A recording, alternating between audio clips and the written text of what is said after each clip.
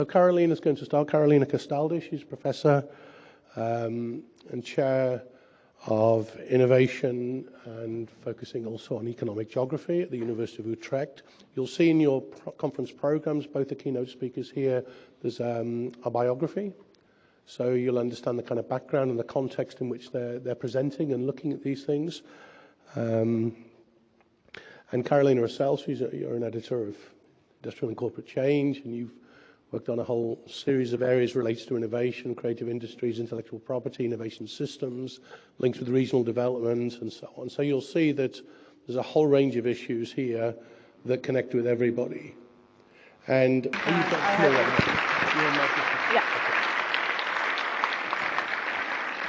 Oh, this should be working. Can you all hear me? Yes.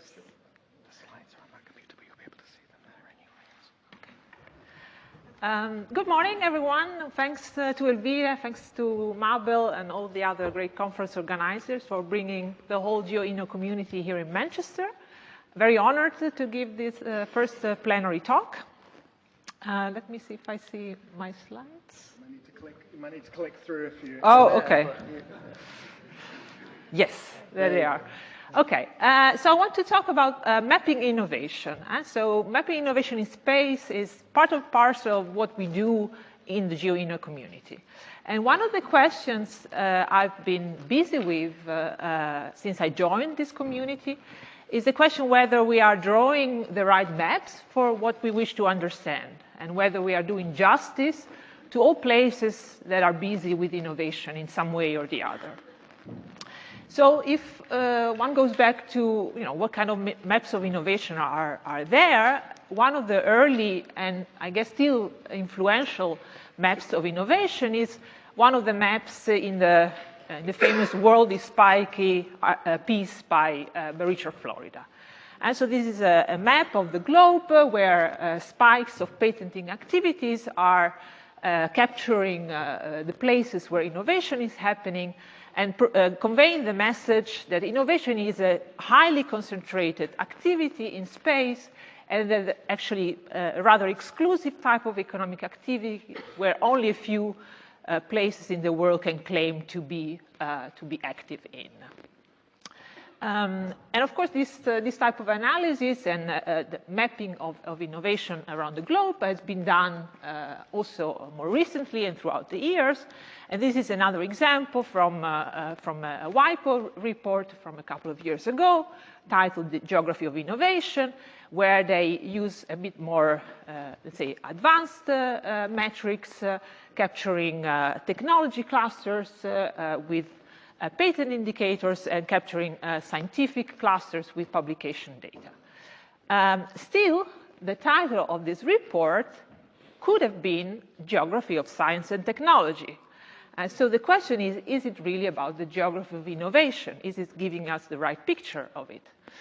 So my starting point is that a lot of the stylized facts about geography innovation, those coming from large-scale evidence from a lot of places worldwide, are still often based on science and technology metrics only. This, I think, partly comes from the fact that these are also favorite data in the field of economics of innovation. And a lot of us are coming from that field, myself included. Even economies that are not part of the GeoInno community, Carlino and Kerr, in a review of the relationship between agglomeration and innovation, they say, well, innovation comes in all shapes and sizes except in economic studies. And I'm sure we can do much better than that within this community, because we are bringing together a lot of different backgrounds, not only economic, but also geography, economic geography, and all kinds of other disciplines. So why is this important? Because the choice of metrics and the maps we are drawing are not innocent. They have implications. And these maps are seen by economic actors, by policymakers, by company managers, and they are used to take important strategic decisions. So let me remind you, and these are well-known problems that we all acknowledge in our paper, but that it makes sense to remind ourselves about them once in a while. So science and technology metrics, they are very good at capturing innovation in science-based and high-tech sectors, but they do a poor job at capturing regional innovation specialization in different types of sectors that are non-technology based. So those specializations remain hidden. Dan Bresnitz has forcefully conveyed the message in his book that this is important from a policy perspective because a focus on technology and high-tech only becomes kind of an obsession for regional policymakers, and he talks about techno-fetishism. So the idea that all regions want to be the next Silicon Valley and that they should jump into the next high-tech wave as the only opportunity for innovation. And in fact, in his book, he's also still, again, making the point that we should remind ourselves that invention and innovation are two different things. So an important part of the research I've been trying to do is to try and see whether we can move from maps that capture the geography of invention to maps that capture the geography of innovation, actual innovation. And that it's about possibly the application of technology, but also non-technological types of innovation. And so this is back to two key insights from innovation studies, but also regional innovation research, that innovation is not only about science and technology, and it's not only, and it's more than invention. So we actually have lots of insights about this, also in terms of the maps we've been drawing within this community.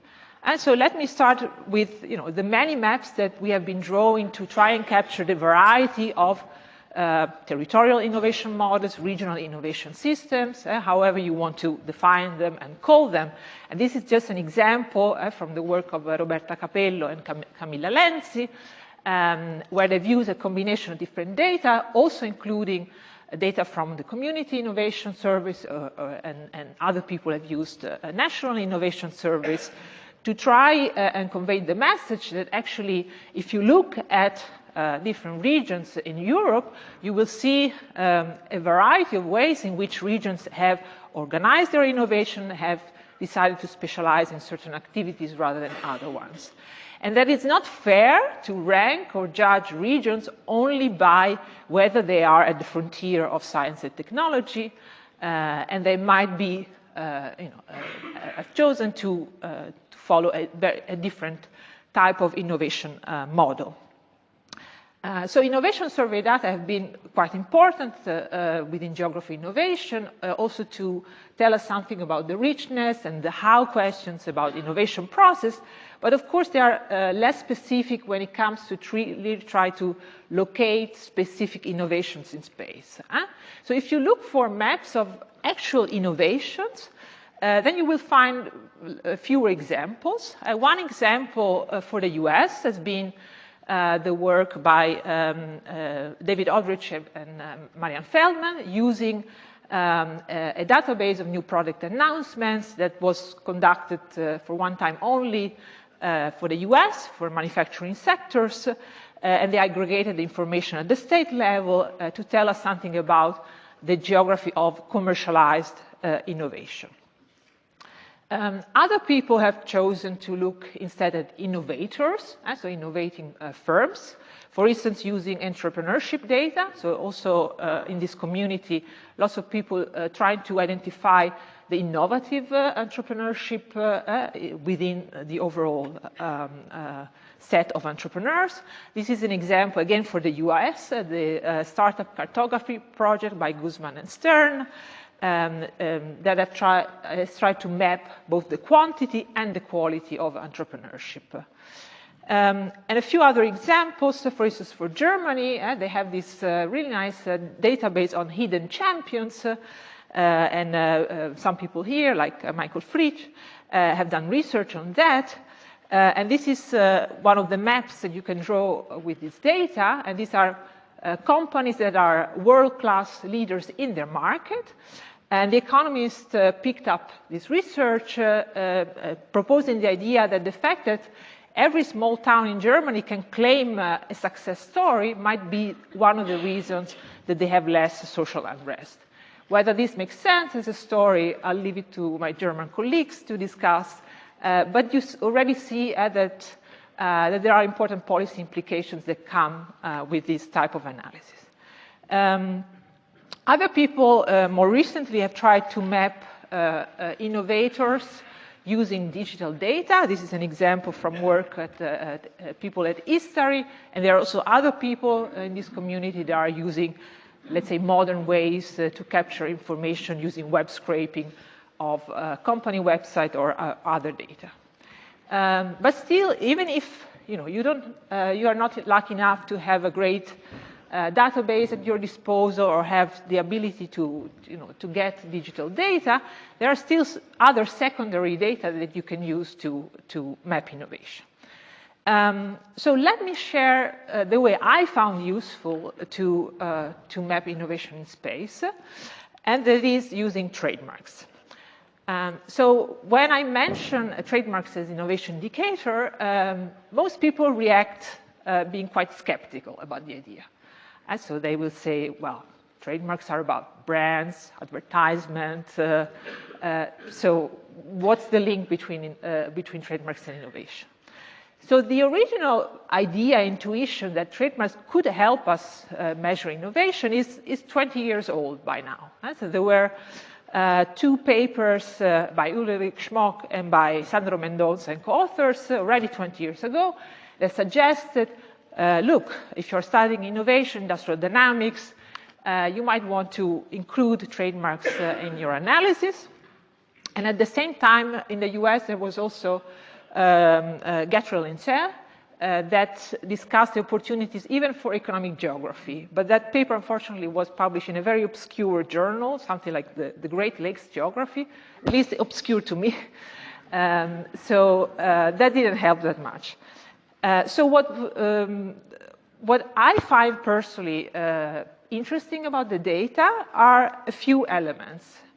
So my personal reasons to start working with trademarks were, okay, in the first place, yes, patents have a novelty requirement, which is the attractive feature of patent data when you want to measure innovation. But trademarks have a use in market requirement, which is also attractive because it means that you are capturing the downstream phases of the innovation process, that you're capturing products that are introduced in the market. Also, trademarks are widely used by small and young companies, and so they have less of a bias towards large firms, which is one of the limitations of patent data. Third, they help us capturing innovation that is not patented. So soft innovation, service innovation, business model innovation, those can be captured with trademarks more easily than with patents. And last point, because I'm becoming more of a feminist since I get older, there is also suggestive evidence or preliminary evidence from a study by Jussi Heikkala. He's also at the conference, I believe. There is potential for less gender bias. So we can keep on looking for female inventors and scientists, but we can also look for women elsewhere in other types of data. In an editorial to a regional studies special issue that we did together with Sandro Mendonça, we proposed that actually trademarks is the natural missing piece in the STI toolbox, Science, Technology, Innovation toolbox. So by natural, I mean that actually, and here I'm saying this at the risk of discrediting my own research, that is a rather incremental step. And so if you are familiar with patent data, you can learn to use trademark data quite easily. So it's like learning Spanish if you already speak Italian, and it's definitely not like learning Chinese. So in that sense, I'm always amazed that people are so reluctant to jump and combine this data and see what the opportunities are there. So in this table, we try and show specifically the complementarities of this data when used in combination with publications and patents.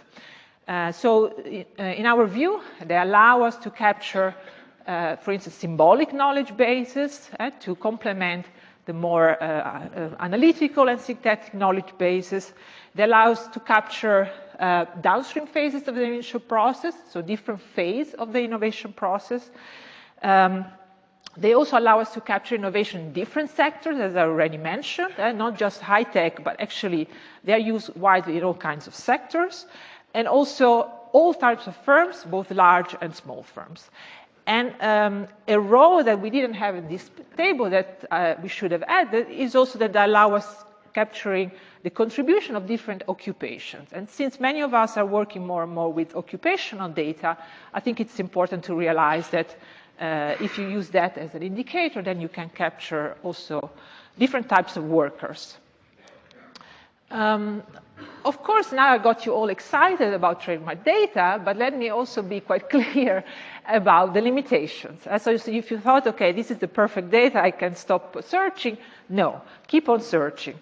So one of the main limitations, especially if we are interested in the geography of innovation, is that you cannot assign trademarks to the location of inventors. So you cannot distinguish location of ownership and location of invention like you can do for patents.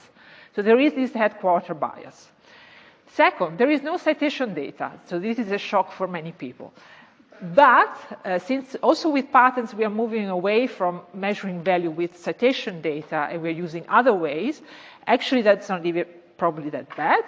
And there are other ways to measure value, like Shukrat Nazirov, also here from Manchester, is discussing in his research policy paper. Co-trademark is rare, so it's not relational data, so you cannot look at collaborations using trademark data. The trademark classes are very broad, but you can define subclasses. So we have done some methodological work in a EPO research project to define classes at the same level of detail of patent classes. And there is also no ready-made matching with firm-level data, but it's possible to do so. So it's a question of having the time and resources to do that. So for some people, these limitations are deal breakers. For others, they represent research opportunities. So you can guess on which side I have been in the last years. So let me show you a couple of examples of what you can do if you start using trademarks. And it's always in combination with patents, because I feel that it's really about making sure that you're leveraging the strengths of both indicators. So I'll start with the first one, which is what I started from in the beginning, trying to see whether we can draw different maps, richer maps of innovation. So in a piece that just came out in Urban Studies, I'm looking at the US. I'm using data from the USPTO to try and see whether one finds different places of innovation using, actually in this case, 3 metrics. So I considered both utility patents and design patents. So the top panel is the picture you would get using a patent, looking at patent intensity, where you see, of course, the huge circle, which is Silicon Valley and the San Jose metropolitan area. And the bottom panel is the one that you get using trademarks, where you see still concentration, but in different places and more spread out throughout the US. The one in the middle is design patents. As Bruce Tether, I guess, would also agree with, of the 3 metrics, design rights are the least validated, but still people can use it and you can draw insights from them, but they're very few in numbers and a very specialized type of IPR. So in general, of course, you find cities that are able to do both technology, patenting, and being market leaders. That is part of their success, but you also find different cities if you use different metrics. So once you do that, then you can also try and reassess a number of relationships that we have in our theories about what are key factors that explain urban or regional innovation. So 2 examples from ongoing research. First one is the relationship between migration and innovation. So if you're measuring innovation with patents, of course, it makes sense to focus on STEM migration, but not all migrants are scientists and engineers. So they are artists, they are entrepreneurs, there are all kinds of workers that might contribute to innovation. So in a paper with Adriana Pinate, Claudio Di Bernardino, and Alessandro Faggian in Industry Innovation, we looked at this relationship considering different types of innovation metrics, including also trademarks. Second example, in an ongoing work which is part of a European Horizon project, together with Nicola Cortinovis and Milene Tessarin, we are looking at the contribution of creativity to innovation. This is a topic of interest for UK people, as you know, the impact of the creative economy is always up in the agenda, for sure also here in Manchester. And here again, if you are capturing creativity looking at creative occupations, then those occupations are more likely to play a role in the downstream phases of the innovation process. And then actually what we find is that the correlation between creative occupation and innovation is much more clear when you use trademarks than you use patents, and particularly in rural regions, for which patents might have more of a hard time capturing innovation. Other people are moving towards broadening the set of metrics and including trademarks. This is a recent paper in Research Policy about the UK by Stephen Roper and Amira Jabril. And they have really nice data because they could match the IPR data to firm level data, and they are able to do their analysis at a very detailed level. And so you know, they show the maps that correspond to the patent intensity and the trademark intensity. And of course, you know, the urban areas are standing up in both maps, but you see other places, also more rural areas, that appear once you use trademarks. So the examples I've showed you so far, they are only considering simple counts. So, you know, for those of you that are used to do all kinds of advanced analysis with patent data, and they know, okay, not all patents have the same value, so you want to count the ones that are particularly relevant, impactful, breakthrough, superstar, or however you want to call them, then you might wonder, can you do that also with trademarks? Yes, you can. So people, particularly Georg von Gravenitz, Amanda Meyers, and Stuart Graham, in a paper in Regional Studies, they have used the text description in trademark records, which is called goods and service description. It's a description of the product that is being protected with a trademark, and they've defined innovation as the first time a keyword appears in this text description, conditional on the fact that the keyword also appears later on, so it gets diffused in the market. And so they define innovation as something for which we didn't have a name for before. So it's, to me, kind of a nice definition of innovation. And the interesting thing is that once they do this with trademark data, they find a lot of examples of innovation that are both technological, but also what you could call soft innovation. And so they find hyperlink, homepage, teleconferencing, smoothie, microblogging, autosort. So much more variety of innovation that you would get with patent data only. And so this paper is showing that combining patents with trademark data also allows us to tell us something about the diffusion of technology, market formation processes, and a lot of the aspects that we tend to forget once we study innovation and we get obsessed with the initial phases of invention. Of course, you might also wonder, well, we were all happy enough without the smoothie, so is it really such an impactful innovation? Recently you see also methodological work that tries to capture innovation with trademark data in a specific direction that we find important from a societal perspective. And so the same way, yes. The same way as people have defined green patents, now there are also classifications that allow you to define green trademarks. So we've used this classification in ongoing work with Milad Abbasi-Harofte and Sergio Petraglia. So here you see a map of Europe where we considered the extent to which regions have high levels of green patenting or green trademarking or both. So only a few regions are able to do both. Those are the green one. But a lot of regions are either specializing in green technologies or they're specializing in green trademark.